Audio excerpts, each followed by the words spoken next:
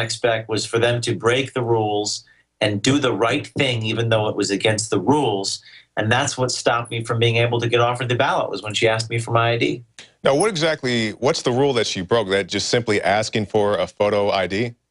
In North Carolina in 2014, you do not need to show a driver's license. And in some of the cases when we said, oh, I would say, oh, do you need to see my driver's license? They would, almost like when you show garlic to a vampire, they would jump back and say, no, no, no, no, no, I can't see your ID. I can't see your ID. So the notion that someone actually asked for ID is wrong. In the state of North Carolina, you're not allowed to do that. Many people think it's racist to ask for an ID card. I don't take a stance on it. I think it's silly that people say it's racist. But the bottom line is, you're not supposed to ask for ID in many of these states. But that is the only thing I have found that actually stops the fraud, that actually prevents me from getting offered the ballot. Wow. James, I want to ask you about some of your other reports you filed this year. You've been covering the immigration front. And you and our very own Staff Sergeant Joe Biggs have had somewhat of a friendly competition, I understand, as far as, who can get the biggest stunt to just show the lunacy of our open border situation. Can you tell us about the time you crossed the border dressed as Osama bin Laden? Yeah, pretty straightforward. We went to Hotspur County, Texas, where the Rio Grande is not exactly grand. It's just a tiny sliver of a river. It looks like a drainage ditch. We dressed up like Osama bin Laden, and we just walked right across, thus proving the absurdity that our borders are secure, no federal border patrol anywhere to be found. This prompted John McCain to interrogate the Undersecretary for the Department of Homeland Security about why I was able to cross with no agents anywhere around. And the video got over 1 million views on YouTube. It went viral. It prompted a discussion about national security and border insecurity. And another instance of our public officials saying one thing about the reality of our world when, in fact, our borders are not secure. And everyone knows it to be true. So the only person that was shocked by it were our government officials. Exactly. And I believe it was Representative Hunter. He disclosed on Fox News that they had, in fact, caught some ISIS terrorists coming across the border. Of course, this didn't make much rounds in the news cycle because we were talking about Ebola at the time. But, that's another thing, Ebola. What's your view on this Ebola situation? Well, we did another video where we crossed from Canada to Lake Erie dressed like an ISIS guy with the black cloth around our face. And we had fake Ebola with us and ricin, and we crossed from Canada into the United States near Cleveland, thus proving that our borders were insecure in the north. And I think it's a problem when our government doesn't look out for the safety and protection of our citizens, and that's what our videos demonstrate, both on the Mexican border and on the Canadian border. We walked right on shore, and the Coast Guard said it's possible to do this. It's a problem, and I don't know when people are going to wake up, but hopefully our videos shock people's conscience into doing something and demanding something of their leadership. Yeah, that's true, because we definitely we get the shock value, but what happens after that? We really wish people would wake up to these things, not say, oh, that's a funny video, or he made a very interesting point, but go to their local politicians, talk to whoever they need to, talk to your local border patrolman, and say, what's going on out here? Because we've been down to the Texas border multiple times, Texas-Mexico border, and the border patrol, they'll stop you 100 miles from the Mexico border and want to search your car. Hey, what are you guys doing? Are you guys American citizens? Like, well, if you guys want to know where the illegals are crossing, I can show you some spots, Border Patrolman. We know exactly where they are, where you can go get them. And then they told us that they were actually giving them travel vouchers. They get caught in a catch-release program, and then they're given a bus ticket to pretty much any place in the continental USA, and then told to, come back to their court date 3 years later. But I'm getting a little bit off topic. And, James, I know you never want to tell me what you got coming up, and for good reason, but as vague as possible, what's next for Project Veritas? Well, we're focused on these election investigations. We just released one today where our staff is exhausted from pulling all-nighters for the last week, being in North Carolina. A campaign staffer was actually fired on Friday. This is from the Charlotte Observer in North Carolina, reports that the campaign manager actually resigned after our video showed him consulting us to vote for non-citizens. The Attorney General of North Carolina may investigate. The Board of Elections is investigating. Colorado worker was fired. So we've had enormous impact in these races. I mean, some of these states have actually, the polls have actually swung considerably after our investigations have come out. So, this is a new type of reporting. It's an old type of reporting that has come to a new media world, and we're going to be doing a lot more of it. It sickens me to see all these statewide, and national press doesn't even want to talk about it, but the local media does talk about it, which is great, but they're always attacking me and trying to defend the subject we investigate. So it's amazing. Not only do we have, the sort of, it's half tragic, half comic, the absurdity of trying to break through their firewall, get the message out, circumvent the media, avoid the slander and defamation. But we held a press conference in Raleigh last week, and every single TV station showed up. So it's proof that our work is having an impact. I think we're going to be continuing to focus on these elections. There's going to be some runoff races, maybe in Louisiana and elsewhere. And you know how much I love Louisiana, having gotten in trouble down there. So we'll see what we do there, and stay tuned. Right, and that's another thing I wanted to touch on with you. You're an investigative journalist. You're going out and covering these very controversial topics, and you just said it there. The mainstream media, they'll often come down on you. What's your experience? I'll tell you that, here at INFOWARS, a lot of times we try to go to a press conference, even when we get the credentials. Myself and Joe Biggs went down to the border to talk to Nancy Pelosi, and we call the PIO or whoever the person was, and he said, yeah, I'll send you the information. He never did, so we drive down there, and then they don't want to let us into the press conference. Do you encounter anything like that? If you, you do a lot of hidden camera stuff, but if you go with your cameras out in full view, do you ever encounter those type of situations?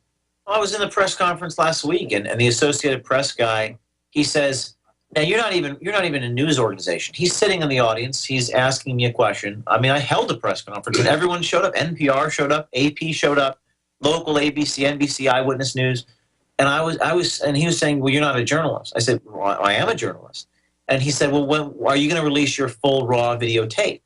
And I said, I'll do that when the Associated Press releases their full raw reporter notebooks. And he couldn't respond. So what they do is they hold me to a higher standard than they hold themselves. They don't release their notebooks because it's absurd to release your reporter notebooks. You'd compromise your sources, you'd compromise your methods. But they want me to rise to a higher, almost godlike journalistic standard that they don't hold themselves to, and then they chastise us when we don't hold ourselves to that standard. They're hypocrites, and they're funded by corporations. They're funded by advertising. They selectively edit everything they do, but yet I'm the worst person in the world for rising to that higher standard. It's a total abomination, and they get away with it because they buy ink by the barrel. But the good news is we were trending on Twitter today. We were trending on Facebook last week.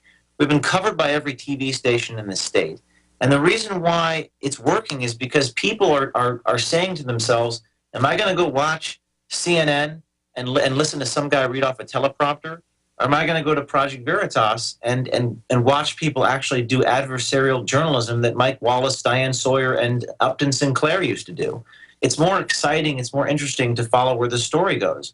So people are taking their eyeballs away from the TV sets, and they're starting to get their news from independent people who actually have the courage to do the things that the corporate media can't do anymore. So in other words, I'm hopeful, I'm optimistic about all this.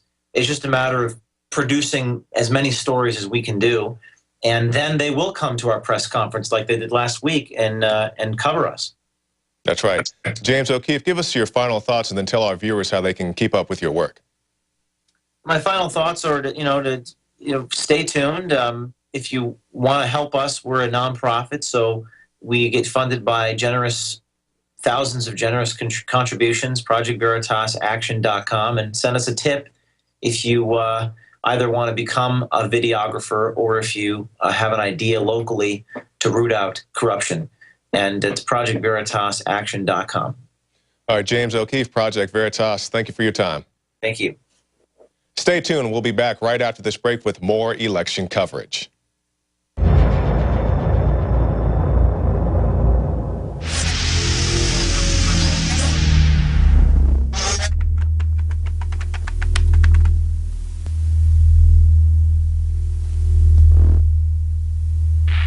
Hi, I'm Dr. Edward Groot. Today I'd like to talk about the war on women. You've experienced and heard about the benefits of super male vitality.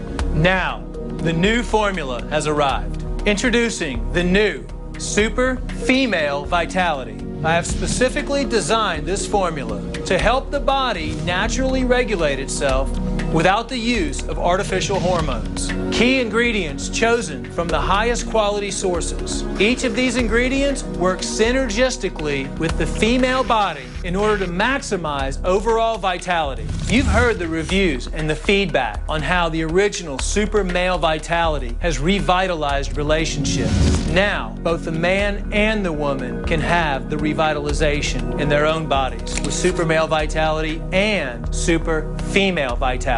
Secure your Super Female Vitality today from our limited stock at InfoWarsLife.com. They say any press is good press, but when it comes to Obamacare, brand-conscious celebs just aren't willing to back this PR disaster. In spite of the intention to enlist celebrities for a landmark social media blitz, The Hill reports that Obamacare's stars are fading, with A-list backers mainly sticking to Twitter to voice support for Obamacare, while others have just only appeared in inexpensive online videos, or they've chosen to promote California's insurance marketplace instead of the notoriously troubled website healthcare.gov. And celebrity endorsements are necessary to counter these dismal poll numbers. Support for Obamacare is dropping, and especially among its target constituencies. Millennials, the group so necessary to the Affordable Care Act's success, are largely disaffected with Obama and his health care law, with nearly half thinking their expenses will rise while their quality of care will fall. Support for the health care law declined among the uninsured this month, who are supposed to be its primary beneficiaries. Perhaps more troubling for Obama as he tries to rebrand and resell Obamacare is the Kaiser Health tracking poll that found that Obamacare is losing support among women and Democrats. 48% of women find it unfavorable, and approval ratings among Democrats saw a 15% drop in 1 month. The problem for Obama is that now Americans can actually see and suffer through what Obamacare actually is. No amount of good PR can change the fact that in Georgia, the 4th hospital in 2 years is shutting its doors due to severe financial difficulties caused by Obamacare's payment cuts for emergency services.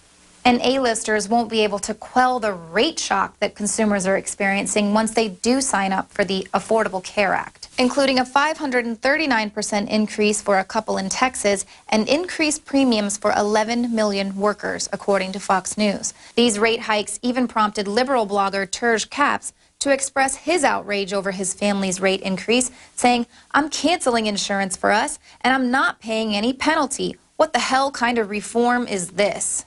Exactly, because it's not a reform, it's a subsidy, a mandate that forces you to turn over even more of your paycheck to insurance companies, or else. One celebrity tweeting about Obamacare is former MSNBC host Dylan Ratigan. He had his insurance canceled thanks to Obamacare, and he wasn't pleased about it. And now experts predict almost 80 million people with employer health care plans could have coverage canceled because they aren't compliant with Obamacare. Those losses would be in addition to the millions who've already lost their individual coverage for the same reason.